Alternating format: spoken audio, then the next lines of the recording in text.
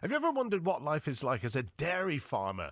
An organic dairy farm in East Devon, Clinton Devon Estates, has created a podcast, and it gives listeners a behind-the-scenes look at the work they do and showcase the issues facing the farming and dairy industry.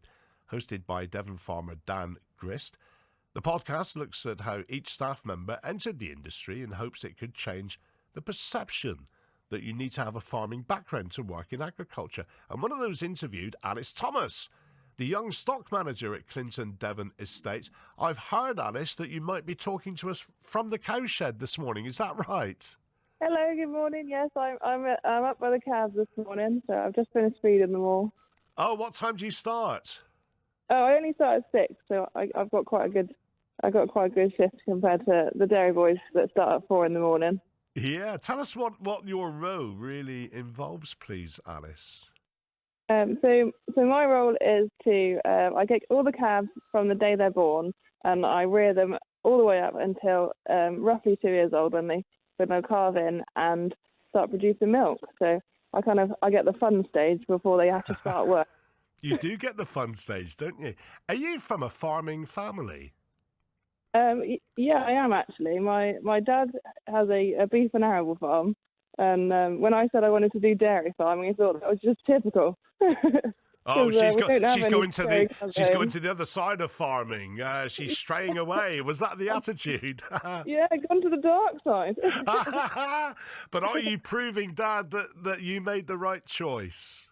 Yeah, no, I've proved Dad wrong several times now, bless him. And but my brother's taken on the family farm. Good for you. Sorry, there's a slight delay. Sorry if you felt I interrupted. I was going to ask Alice, do you know other people, particularly in East Devon, that maybe are not from a farming background, as I mentioned in the introduction?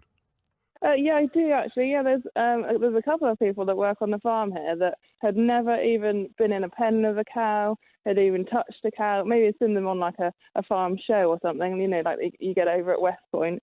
But they never got involved, and I'm sure people think, oh my God, I can't really get involved with that. How do I get in? Because once you get in, it's like a massive family, and everyone knows everyone, and everyone's so welcoming. But just to do that first step is really difficult. But I bet you never thought you'd become a star of a podcast. No, I never did. Yeah, no, they didn't run that one past me. Am I right that a lot of us do have preconceived ideas as to what life is like on a farm? Do you think that's the strength of the podcast? Yeah, I think the podcast is really good at peeling back the layers of misconception, because lots of people see the tractors racing by and the gators nipping through the village, and they probably think, oh, that's so noisy, or oh, they're spreading poo again, it stinks. But the podcast actually unravels why we're driving along the roads and where we're going and what we're doing at certain times of day. And people can actually kind of see a pattern in what we do, because every day the feeder wagon has to go up to the heifer unit, so he's going through the village, and I'm bringing milk from the dairy cows up to the calf shed, so they see me nipping backwards and forwards. And I know quite a lot of people in the village here, and I'll be moving baby calves through the village, and I'll often stop, and people are looking and go, oh, isn't it lovely? And yeah, and they know it's so nice to have that link with the community, and for people not to feel like there's a barrier, and that, you know, we're all lovely, friendly people, and we're quite happy to stop and chat. You can mention which village it is. Oh, we're in Colleton Raleigh. Yeah, it's beautiful there, isn't it? Lovely, lovely part of East Devon. But I guess things must have changed dramatically during the pandemic, did they? They did, actually. The roads were a lot quieter, and there was a lot more people around. So actually having the link with the community was really good. And we sell our own milk in the vending machine at Otterton.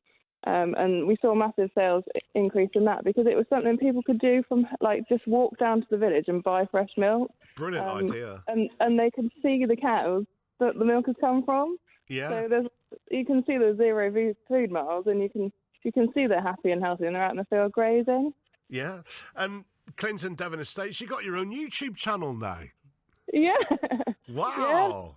Yeah. Doing our bit to kind of just, you know, get it out there, and, you know, there is no big walls and barriers to farming. Everyone's welcome. Right, do the shameless plug for us, please. Where can we find your podcast?